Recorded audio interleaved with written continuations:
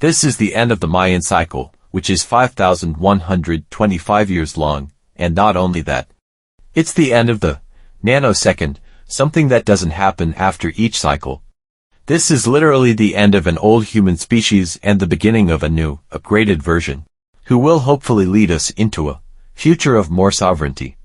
Perhaps humankind will be able to honor the legacy of the Namlu, the first Orion experiment, which was so distastefully destroyed by the Syrians, and with our new upgrades become the new guardians. Still, we need to claim our ownership of this planet first, and we haven't even started that process yet.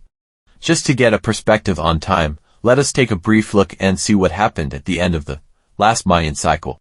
About 5,125 years ago, Narmer-Menes unifies Upper and Lower Egypt into one country. He rules this new country from Memphis. Pre-dynastic period Neolithic ends in ancient Egypt. Early dynastic Archaic period starts in ancient Egypt. The first temple of Tarxene is in use by the Neolithic inhabitants of Malta. First stage in the construction of Stonehenge. Skara Brae, Orkney Islands, Scotland is inhabited.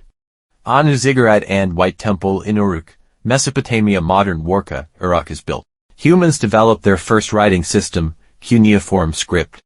As we can see, there were a few major events happening at that time, but it was not the end of a galactic cycle, when our solar system completes one orbit around the zodiac, and we were not aligned with the Galactic Center either.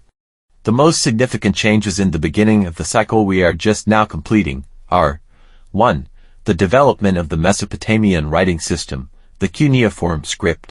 This was taught to mankind so we could write down our own history that we've had together with the gods.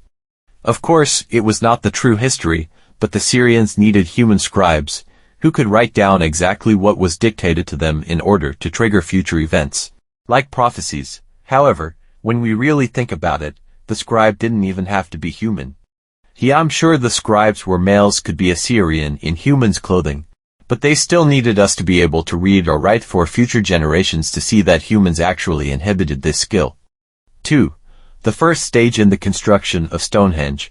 This monument, built on a ley line, has been such an important place for rituals and fertility rites over time, that even today, everybody has heard of Stonehenge.